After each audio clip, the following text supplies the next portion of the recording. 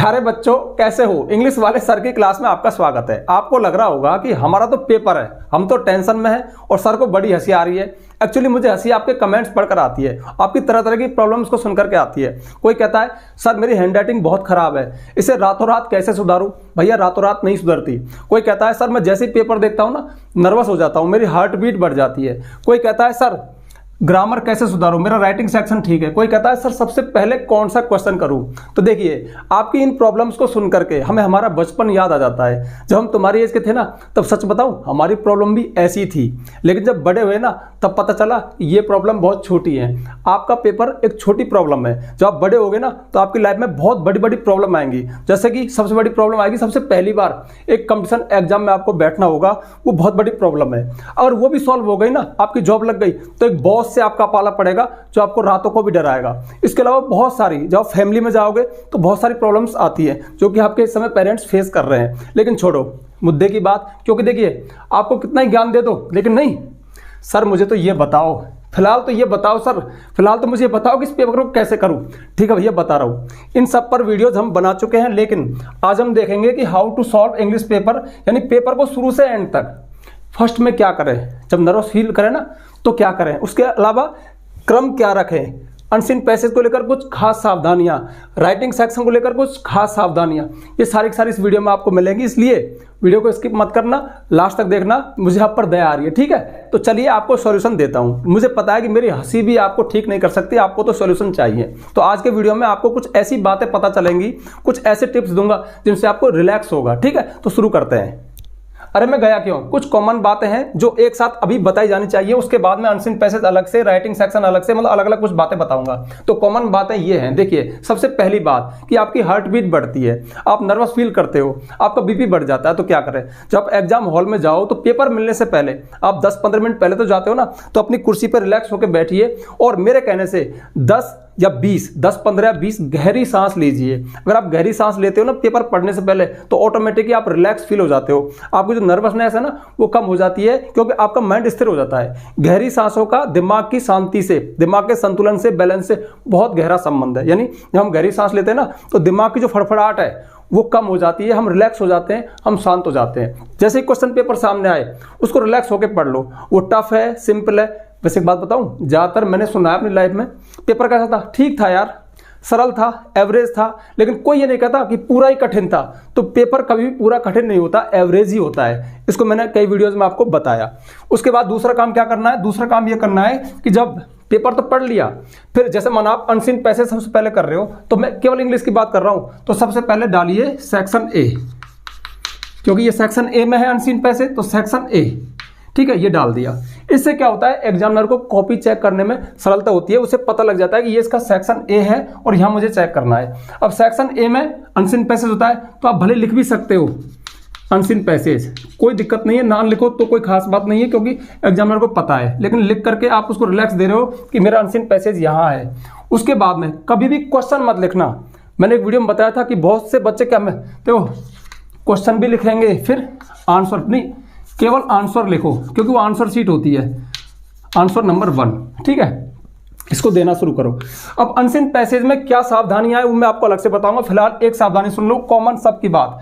आपका पहला आंसर यहां खत्म हुआ, उसके बाद 1 अथवा 2 लाइन, या तो 1 लाइन छोड़ो या फिर 2 लाइन छोड़ो, ये छोड़ ही देना मेरे कहने से, क्योंकि जब हम लाइन छोड़ते हैं ना तो हमारे आंसर स्पष्ट नजर आते हैं। अगर आप दूसरा यहीं से शुरू कर रहे हो इसी लाइन से, तो उसे खोजना पड़ता है कि भाई ये कहाँ खत्म हुआ, ये कहाँ हुआ। तो बीच में आपको लाइन जरूर छोड़नी है, 1 अथवा 2। उसके बाद आंसर नंबर 2, ये लाइन छोड़ने वाली बात है ना, ये पूरे पेपर में फॉलो होगी। जब आपका सेक्शन ए कंप्लीट हो गया, उसके बाद में 2 लाइन छोड़ दो और फिर लिखो सेक्शन बी, ठीक है, सेक्शन बी। जहां तक कोशिश हो ना तो आप एक नया फ्रेश सेक्शन एक नए पेज से ही करें। अगर लग रहा है कि हाँ आधा पेज बच रहा है या फिर लास्ट के पेज में 2-3 लाइन लिखी हैं, तो वहां आप उसी पेज से शुरू कर सकते हो। लेकिन अगर उसमें थोड़ा ही बच रहा है ना 5-6 लाइन, तो अगले पेज से ही सेक्शन बी, मतलब नया सेक्शन शुरू करो। तो सेक्शन बी डाल दिया, ठीक है। अब सेक्शन बी में क्या, राइटिंग सेक्शन है, तो राइटिंग सेक्शन में जो भी आप लेटर लिख रहे हो, तो लेटर में सबसे पहले लिखो लेटर, ऐसे हेडिंग डाल दो और अपना लेटर स्टार्ट कर दो, ठीक है। क्वेश्चन को रिपीट, मतलब क्वेश्चन को नहीं लिखना है। तो आपको सारे सेक्शन से पहले सेक्शन डालने हैं। उससे क्या होता है, ये कोई रूल की बात नहीं है, ये एक मनोवैज्ञानिक बात है। आप एग्जामिनर को सरलता दे रहे हो कि भाई मेरा सेक्शन ए ये रहा, मेरा बी ये रहा, तो उसे क्या है मार्किंग करने में, चेक करने में आसानी रहती है। और अक्सर कहता हूं आप उसको जितना इजीनेस दोगे, जितनी आसानी दोगे ना, वो आपके इतनी फेवर में हो जाएगा। ठीक है, तो ये कुछ सावधानियां हैं। अब जैसे ये आपका लेटर है, ठीक है, ये पूरे पेज में हो गया। अब 4 लाइन बच गई, छोड़ो, क्योंकि ये ज़्यादा मार्क्स का है, रिपोर्ट राइटिंग ज़्यादा मार्क्स की है, आर्टिकल स्पीच ज़्यादा मार्क्स के हैं। तो उनमें क्या है कि जैसे माना कि आपका लगभग 6-7 लाइन बच गई, छोड़ दो लेटर के बाद।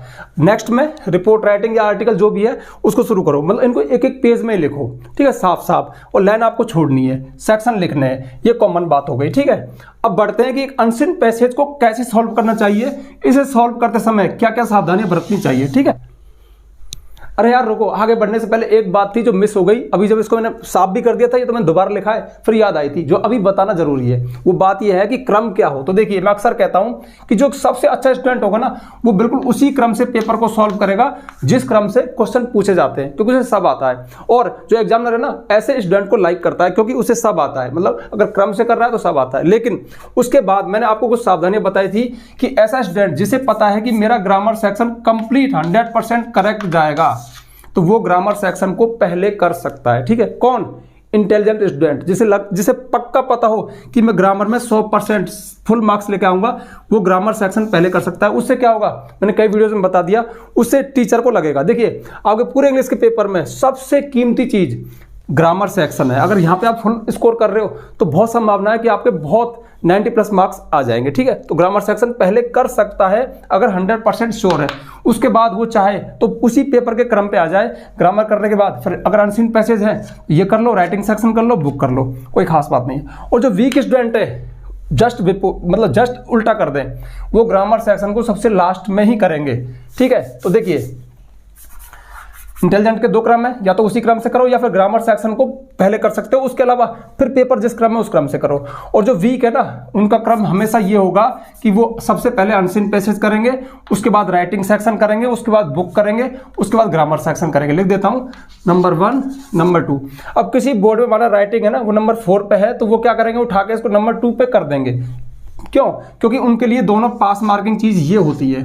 अगर वो ये दोनों चीज भी अच्छे से कर देते हैं, कवर कर देते हैं, तो पास हो जाते हैं। लेकिन वो ग्रामर सबसे पहले करें तो फिर उनकी पोल खुल जाती है। क्योंकि ग्रामर में देखिए, कई कमेंट भी कर देते हैं, सर हमें वीक मत कहा करो। अरे यार, तुम्हारे लिए इतनी मेहनत करता हूं और प्यार से वीक बोल दिया, और वीक तो होते हैं यार, तो बुरा क्यों मानते हो? तो जो वीक है इंग्लिश में, वो अगर ग्रामर पहले कर देते हैं ना, तो माना उनकी ग्रामर गलत है, उसमें माना 1-2 मार्क्स आया या 0 आया, तो एग्जामिनर क्या है, अच्छा बच्चा वीक है, तो आगे जब मार्किंग करेगा ना राइटिंग सेक्शन में, लेटर वगैरह में, अनसीन पैसेज में, तो थोड़ा डाउटफुल हो जाएगा, वो आपकी गलत कर सकता है। लेकिन अगर आपने अपनी वीकनेस को छिपा लिया, तो इनमें अनसीन पैसेज में, राइटिंग सेक्शन में एवरेज मार्किंग होती है। अगर आपने पूरा फॉर्मेट लिखा है, आपका पूरा पेज भरा हुआ है ना, तो जैसे माना 7 नंबर का है, तो हो सकता है कि आपको 4 मार्क्स दे दे, 5 मार्क्स दे दे, 3 मार्क्स दे दे। लेकिन जब ग्रामर में 0 है ना, तो उसको पता है कि ये बिल्कुल पढ़ सकता है, क्योंकि बिना पढ़े तो 4 दे देगा, लेकिन पढ़ लिया ना तो फिर आपको उड़ा देगा। ठीक है, तो ये बात थी, तो ये मैंने बता दिया। इसके अलावा और आपको अपने मन से जैसा लगे, कि आपको लगे कि ना मैं तो ऐसे करूंगा, तो भैया ऐसे कर लेना। मैं तो एक सुझाव दे रहा हूं कि जो मैंने एक्सपीरियंस किया उसके आधार पर, क्योंकि एक टीचर जब कॉपी चेक करता है तो क्या क्या सोच सकता है, उसके आधार पर मैं आपको रिलैक्स दे रहा हूं। ठीक है,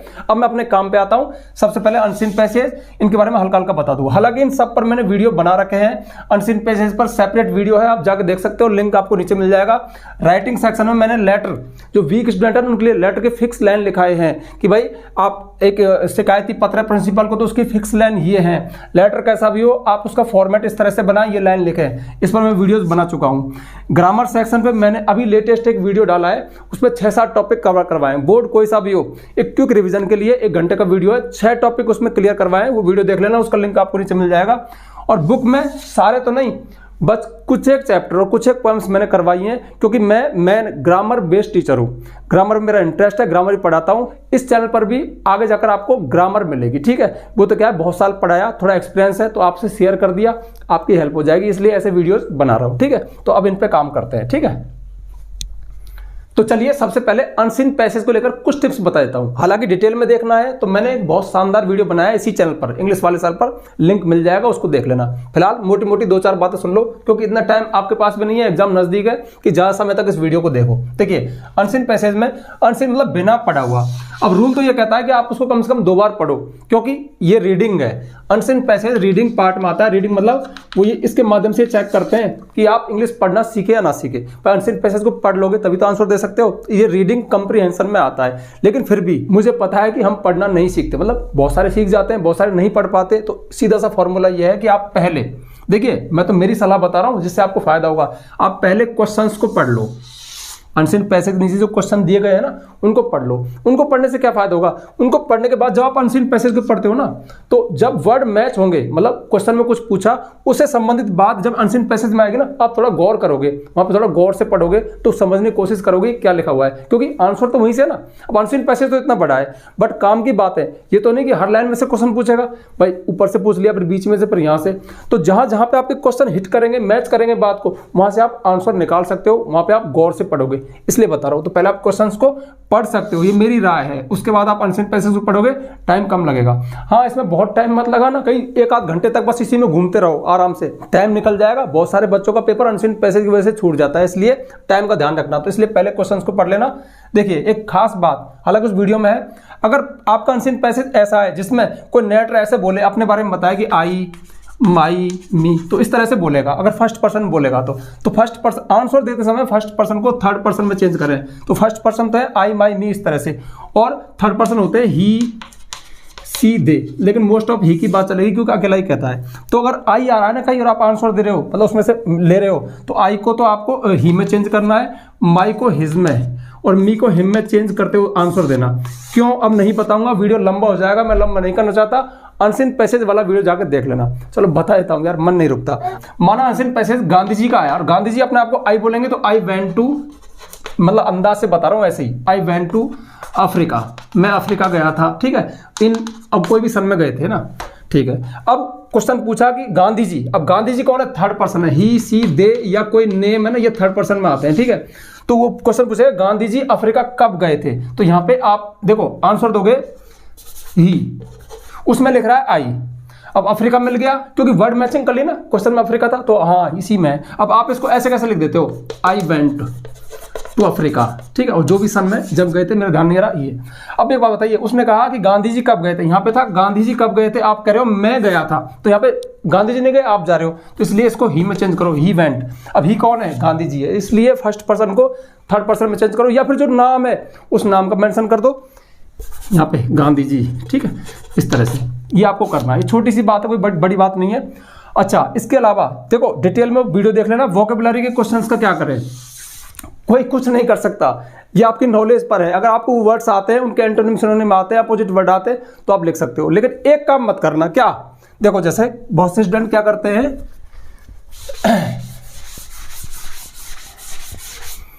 ये माना उसने कोई अपोजिट वर्ड पूछा, ठीक है, ये क्वेश्चन नंबर मतलब 7 पे था। अब अपोजिट वर्ड उसको नहीं आ रहा, तो वो अंदाजे से कोई भी वर्ड उठा दिया, उसको लिख दिया यहाँ पे, ठीक है, लिख दिया। उसके बाद में कुछ देर बाद पता चला यार ये नहीं ये है, फिर क्या करेगा? काट दिया, फिर यहाँ पे लिख दिया करेक्ट। अब देखिए, अब टीचर इसमें नंबर तो देगा, करेक्ट है, बट डाउटफुल हो जाएगा। उसे साफ साफ पता है कि स्टूडेंट का तो ये था, खुद का तो, लेकिन बाद में जब पता चला ना, तो इसे ये मिला। उससे उसके माइंड में तुम वीक हो जाते हो, मतलब उसे पता चल जाता है, पोल खुल जाती है, तुम्हारी औकात पता चल जाती है कि इसने इधर उधर से देखा है। अब देखिए यहाँ पे नंबर तो मिल गए, लेकिन आगे जाके डाउटफुल हो जाएगा, पढ़ेगा, मतलब कुछ भी करेगा, लेकिन हो सकता है कि कटौती करना शुरू कर दे। तो इसलिए भले ही आप जगह छोड़ देना, जैसे अगर मिल जाए तो ठीक है, और नहीं मिलता है ना, स्पेस छोड़ देना, दिमाग में मैसेज दे देना कि लौट के आना है, उसको छोड़ के आया हूँ। फिर आप वहाँ पे सही लिखना, गलत लिखना, लेकिन लिखना एक बार, ऐसे ओवर राइटिंग मत करना, ठीक है। बस ये सावधानी है। इसके अलावा अनसीन पैसेज में ध्यान रखना, सारे क्वेश्चन इतने इजी नहीं होते कि आप फटाफट से बस मैचिंग की मिल गए। एक दो में आपको बनाना पड़ सकता है, खोजना पड़ सकता है, क्योंकि इसका नाम है रीडिंग। आप पढ़ोगे ना तो ही आंसर दे सकते हो, मतलब उससे रिलेटेड चीज़ होती है वो। लेकिन आजकल क्या हो रहा है, मतलब टीचर्स को भी पता है कि यार अनसीन पैसेज अच्छा माध्यम है बच्चों को पास करवाने का, तो मोस्ट ऑफ ऐसे क्वेश्चन रख देते हैं कि बस मैचिंग की, और आप उठा के रख देते हो, आप कट हो जाते हैं। लेकिन 12th क्लास में जरूर थोड़ा सा हैवी आता है, मतलब वहाँ पे दिमाग लगाना पड़ेगा। जैसे एग्जाम्पल के लिए एक दिमाग में तुरंत एग्जाम्पल आया, जैसे राजू है ना, वो जैसे राजू कोई लड़का है तो राजू अपने माता पिता की सेवा करता है, स्कूल टाइम पे जाता है, टीचरों का रेस्पेक्ट करता है, बहुत हार्ड वर्क करता है, अच्छे से पढ़ाई करता है, ये सारी बात है। अब क्वेश्चन क्या किया, हाउ कैन यू से, चलो मैं लिख देता हूं, जैसे ये आया, how can you say that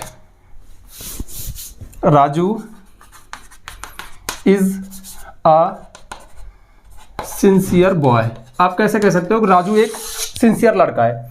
अब आप क्या करोगे, हाउ कैन यू से, ये तो क्वेश्चन है, राजू सिंसियर, सिंसियर ढूंढोगे उसमें, क्योंकि आपको पढ़ना नहीं आता, सिंसियर कहीं मिलेगा ही नहीं, क्योंकि सिंसियर वर्ड तो उसने यहां से लिया। सिंसियर का मतलब होता है कर्तव्यनिष्ठ, मतलब निष्ठावान, मतलब अच्छा कर्तव्यपरायण लड़का है, अच्छे से ड्यूटी करने वाला है, मतलब एक नेक लड़का है, ठीक है, संस्कारी लड़का है। अब सिंसियर उसमें है नहीं। अब इसका आंसर क्या है, मतलब कैसे है, आप कैसे कह सकते हो कि सिंसियर है? भाई माता पिता की सेवा करता है, स्कूल टाइम पे जाता है, पढ़ता है, बहुत कठोर परिश्रम करता है, माता पिता की हेल्प करता है, सारी बातें। तो अब इसका आंसर वो बातें हैं जो उसमें लिखी हुई हैं, आप इसको ढूंढोगे तो इसमें आपको अपने दिमाग से देना पड़ेगा। तो देखिए वी कैन से, अब इसमें यू आ रहा है ना, तुम कैसे कह सकते हो, तो अब आप क्या कहोगे, वी, तो वी कैन से हम कह सकते हैं that Raju is a sincere boy because, अब बिकॉज लगाओ यहाँ पे, क्योंकि देखिए अब ही हेल्प्स हिज पेरेंट्स, जो भी लाइन है 2-3 उससे संबंधित बात से जो सिद्ध करती हैं कि सिंसियर है उनको लिख दो, या फिर आप ऐसे लिखो राजू हेल्प्स हिज पेरेंट्स, ये सारी बातें लिख दो जो बताती है कि वो सिंसियर है, लास्ट में लिख दो सो, इसलिए वी कैन से हम कह सकते हैं, वी कैन से को लास्ट में लिखो सो लगा के, सो वी कैन से हम कह सकते हैं कि राजू जी सिंसियर बॉय। मतलब इस तरह के क्वेश्चन आ सकते हैं। ये तो मैं थोड़ा इजी बताया, और भी टफ चीज़ है। कहने का मतलब है इसका नाम है कंप्रीहेंशन रीडिंग। आप उसको रीडिंग कर सकते हो, राइटिंग जानते हो तो ही सही मैच होता है, लेकिन फिर भी मोस्ट ऑफ इसमें मैचिंग करते हैं। अच्छा, ये सारी बातें बता दी, शायद अनसिंट पैसेज हो गया। डिटेल के लिए वीडियो देख लेना, वरना वीडियो लंबा हो जाएगा। अब बढ़ता हूँ थोड़ा सा आगे, ठीक है।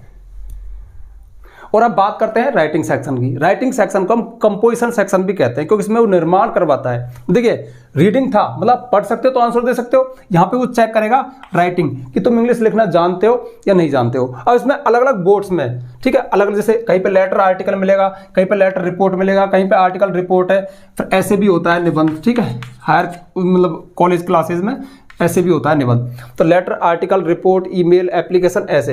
अब ऐसा नहीं है कि सारे के सारे आपके सिलेबस में होंगे, आपके में ये 2 होंगे, ये 2 होंगे। तो कहने का मतलब इन सब पे एक ही रूल काम करता है, क्या, इनमें इजी मार्किंग होती है। इनमें अगर आपकी हैंडराइटिंग अच्छी है, फॉर्मेट आपने कवर किया, फॉर्मेट मतलब कौन सी चीज़ कहाँ रखी जानी है, जैसे कि आप ईमेल है उसका फॉर्मेट क्या है, एप्लीकेशन का फॉर्मेट क्या है, रिपोर्ट का फॉर्मेट क्या है, आर्टिकल का फॉर्मेट क्या है, लेटर का फॉर्मेट क्या है, ऐसे का मतलब कौन सी चीज़ कहाँ रखी जानी है। अब मैंने ब्रैकेट बना, ब्रैकेट मतलब पेज है, वहाँ ब्रैकेट में नहीं आती है, ठीक है।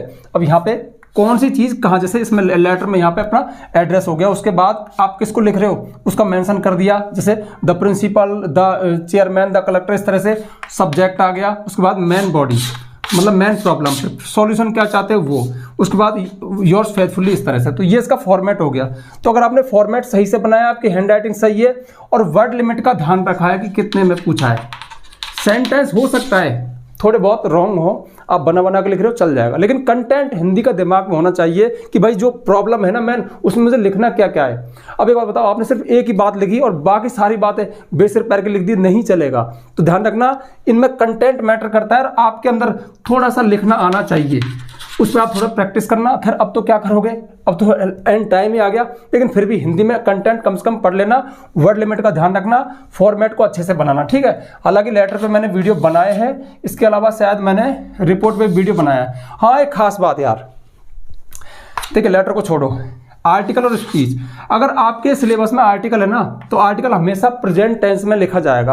आर्टिकल मतलब लेख, जैसे कि importance of newspaper, importance of computer. अब ऐसे मत समझना सर नाम ले रहे यही आएंगे, बस मुझे इस बात से चिढ़ है। मोस्ट के पीछे मत भागो, कंटेंट पे जाओ। इंपॉर्टेंस ऑफ न्यूज़पेपर आ गया तो उसमें कंटेंट क्या डालना है, मतलब उसमें कच्चा माल क्या है, आपके माइंड में मतलब आपके आइडियाज क्या है। एक हल्के आइडियाज हो सकते हैं, अखबार बहुत अच्छी चीज़ है, हम रोजाना सुबह अखबार पढ़ते हैं, सबको अखबार पढ़नी चाहिए, इसमें कोई मैटर नहीं है, इसमें कंटेंट नहीं है, नंबर मिल जाएंगे लेकिन हल्के। तो अब न्यूज़पेपर हमारी नॉलेज को बढ़ाता है, हमें देश विदेश से कनेक्ट करता है, मतलब इस तरह के आइडियाज़ दो कि सामने वाला इफेक्टेड हो। अब ये आइडियाज़ आएंगे कहाँ से, तो मैं कह रहा हूँ कच्चा माल, तो कम से कम हिंदी में तो पढ़ के जाओ यार, जितने भी आर्टिकल है हिंदी में तो पढ़ लो, तो विषय वस्तु थीम दिमाग में आ जाएगी, फिर आप इंग्लिश बना सकते हो, ठीक है। ये बात शायद मैंने एक आध वीडियो में पहले बता दी। तो आर्टिकल, हाँ मेन बात फिर रह गई, आर्टिकल प्रेजेंट टेंस में होता है, लिख दो यार, आर्टिकल है ना इसमें प्रेजेंट का कोई मुद्दा पूछता है, प्रेजेंट की किसी बात पर आपके विचार जानना चाहता है, जैसे कि importance of games, importance of computer, पानी का महत्व, पानी कैसे बचाएं, इस पर कोई लेख लिखो। तो ये इसमें ऐसे प्रेजेंट के मुद्दे होते हैं, तो इसमें ध्यान रखना प्रेजेंट टेंस ही चलेगा आपके आर्टिकल में। वो present indefinite tense, is am are, has am, ये दिखने चाहिए, मतलब ये प्रेजेंट के प्रतीक है। अब आप उसमें पास्ट लिख रहे हो तो गलत है, और रिपोर्ट हमेशा पास्ट में होती है, इसमें पास्ट टेंस ही नजर आना चाहिए, ठीक है। ये बात मैंने जब रिपोर्ट का शायद वीडियो है इस चैनल पे, उसको देख लेना, सारी बातें क्लियर है, ठीक है। वर्ड लिमिट का ध्यान रखना, पूरा फॉर्मेट बनाना, वर्ड मतलब जितना पूछा उतना लिखना, और थोड़ा सा मतलब अच्छे वर्ड, आकर्षक वर्ड का यूज करना। अगर आप कमजोर हैं, वीक हैं, तो कवर कर देना। अब टीचर हूं, मुंह से मत कहलवाओ, क्या लिखोगे, मतलब भर देना, लिख देना, छोड़ना मत। अगर छोड़ दिया तो नंबर नहीं मिलेंगे, लिख दिया तो नंबर मिल जाएंगे, आप पास हो जाओगे, ठीक है। अच्छा, उसके बाद ये हो गया। अब राइटिंग के बाद आगे बढ़ते हैं अपन ग्रामर सेक्शन पे। तो ग्रामर पे मैं ज़्यादा बोल नहीं सकता, ग्रामर में कोई ट्रिक काम नहीं करता, ग्रामर में गहन अध्ययन की ज़रूरत होती है। ग्रामर में बहुत सारे रूल्स है, बहुत सारे एक्सरसाइज एग्जाम्पल हल करने होते हैं, वो अगर आपने किए हैं तो ही सही होगा। लेकिन फिर भी ग्रामर पे मैंने जो आज वीडियो बनाया ना, शायद आज ही डाला है वीडियो, वो देख लेना। उसमें मैंने 6 टॉपिक कवर किए हैं, जैसे कि अपना narration, passive voice, clause, tenses जिनमें करेक्ट फॉर्म आती हैं, सिंथेसिस, और एक टॉपिक और है, पता नहीं, ध्यान नहीं आ रहा। 6 टॉपिक, अब वो मैंने उस हिसाब से कवर किए हैं, उस तरह के एग्जाम्पल से कवर किए जिस तरह के आते हैं। वो वीडियो देख लेना, उसका लिंक भी आपको नीचे मिल जाएगा, या फिर वीडियोस को खोजना सीखो। वैसे हाल से मैं प्लेलिस्ट बनाता नहीं हूँ, हाँ फिर याद आया, आज फिर कोशिश करूंगा प्लेलिस्ट में सारी चीज़ों को क्रम से डाल दूँ, ठीक है। लेकिन पक्का नहीं कह सकता, चैनल में जाके खोज लेना, या फिर लिंक आपको नीचे दे दूंगा। तो हाँ, ये हो गया ग्रामर, ठीक है। और लास्ट में बुक के क्वेश्चन आंसर, बुक के क्वेश्चन आंसर। तो भैया देखो, अक्सर कहता हूं कि जितना भी आपका लेसन है ना, सबको कम से कम हिंदी में तो पढ़ लो यार। और हाँ, मोस्ट कैसे पता करें, इसमें मैंने वीडियो बनाया। मेरे सारे वीडियोस में दम है यार, आप सबको खंगालना सीखो। जैसे कि वीडियोस में जाना, इंग्लिश वाले सर में वीडियोस में जाना, सारे क्रम से खुल जाएंगे। बहुत ज़्यादा वीडियोस नहीं है, थोड़े वीडियो हैं, ठीक है। तो उनमें इस प्रॉब्लम का भी सॉल्यूशन बताया कि किस चैप्टर में से क्वेश्चन आ सकता है। इसमें भी आपके 2 तरह के क्वेश्चन आते हैं, एक छोटा आएगा, एक बड़ा आएगा। वर्ड लिमिट का ध्यान रखना, और सारे चैप्टर्स को पढ़ लेना कम से कम हिंदी में तो, और थोड़ी सी बनाने की प्रैक्टिस आपकी होनी चाहिए, ये हो जाएंगे। हाँ, इसी में आपके पोएम भी आती है। तो देखो, पोएम भी शायद हो सकता है 10 मार्क्स की आती है। उसमें एक एक्सट्रैक्ट आता है, मतलब जैसे कि पोएम में से 4 लाइन दे दी, उसमें से क्वेश्चन पूछता है। 12th क्लास का तो मुझे पता है, 10th में भी शायद अब ऐसा ही हो गया होगा।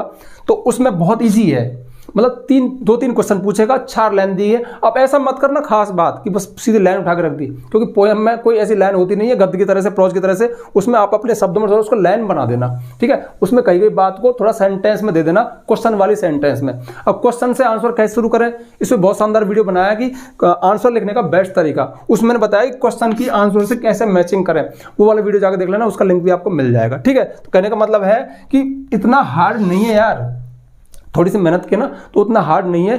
थोड़े से मतलब पढ़ना जरूरी है, मैं कितना ही मोटिवेशन दे दूं, लेकिन पढ़ना जरूरी है। और सबसे मेन बात, एग्जामिनर को ध्यान में रखते हो, उसको इजीनेस देना, बहुत कट मत लगाना, हैंड राइटिंग ठीक रखना। हैंड राइटिंग कैसे सुधरती है, इसमें मैंने वीडियो बना रखा है।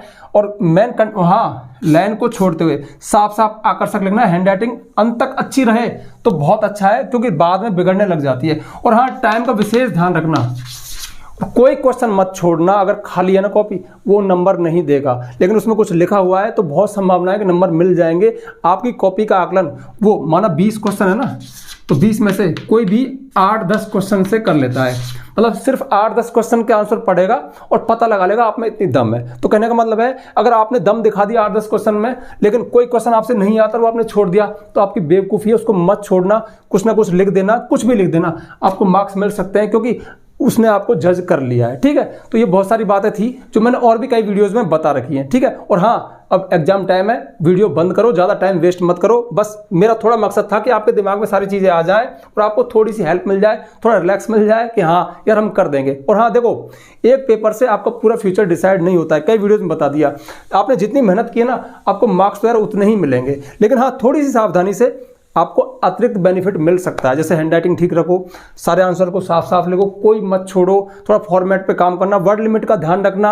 ये बात शायद मैंने कई बार रिपीट कर दी, अब रिपीट नहीं करूंगा। ओके, तो अब जल्दी से वीडियो को लाइक कर दो, ज़्यादा से ज़्यादा शेयर किया करो। और यदि आप चैनल पर नए आए हो तो चैनल को सब्सक्राइब करना, बेल आइकन प्रेस करना, ताकि आपको आने वाली वीडियोज़ को नोटिफिकेशन मिल जाए। आज के लिए बस इतना ही, मिलते हैं नेक्स्ट वीडियो में नेक्स्ट टॉपिक के साथ। तब तक के लिए बाय।